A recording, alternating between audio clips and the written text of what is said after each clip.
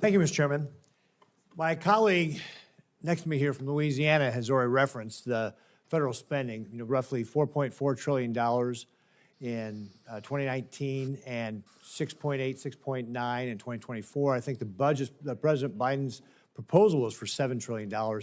He referenced the 55% increase in just 5 years.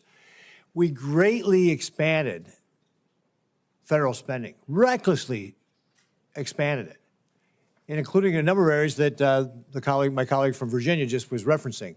Areas were expanded, for example, during COVID and never brought back down to, say, 2019 levels. That reckless spending has led to 40-year high inflation. We've talked about that as well. And you, in your opening remarks, remarked how Americans are worse off today, 4 years later, after Joe Biden, because of his reckless spending, contributed to this inflation.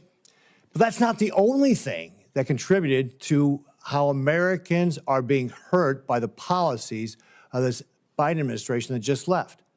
One of the other areas that they have been hurt by is the regulation. And you've mentioned some of the bureaucracies out of control, throwing a 77-year-old in prison for building ponds.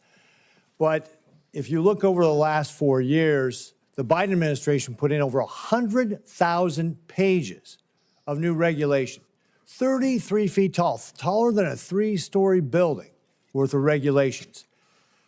One study said it was adding $3,300 to the cost of every American household. This kind of like hidden costs that we see on American households is also one of the reasons why Americans are worse off today than they were 4 years ago. One of the examples of hiding some of these costs was actually in the EPA with the tailpipe regulations, also known as the EV mandate. That was a 573-page document. And there was one table on costs, one table. And so what we see from this outgoing administration is hiding the cost from the American people so that they don't understand and don't see what their government is trying to do to them, how their government is actually laying on these regulations that harm them. And that's why they feel worse off today than they did 4 years ago. If you're confirmed, will you commit that you will work with me to help reverse and expose the regulations and how agencies try to hide the cost, try to play around with the numbers? You may have heard the phrase, there's lies, damn lies, and statistics, right? We need to make sure that when we are passing regulations, that we have a full cost-benefit analysis, that people understand the trade-offs they're making by having regulation. Will you, if you're confirmed, commit that you will work with us to be able to make sure that we fully understand the cost of this and that these agencies will not try to hide the cost of the regulations? Yes, absolutely. And this is one of those fundamental apparatuses that we need to get back in place that we had in the first term. If confirmed, it will be one of the earliest projects that I'm a part of. Great. Thank you very much, Mr. Vought. Also, I want to switch gears on you a little bit here as well, because it's also another example of how the bureaucracy is failing. As you know, biofuels are important to my state of Nebraska. We're an agricultural state. Biofuels are a way for us to be able to help clean up the environment, reduce our reliance on foreign sources of energy, and it's great for farmers and ranchers as well. It also helps save consumers money at the pump. The Renewable Fuel Standard and the Renewable Volume Obligations, RVOs, are priorities for me and my state.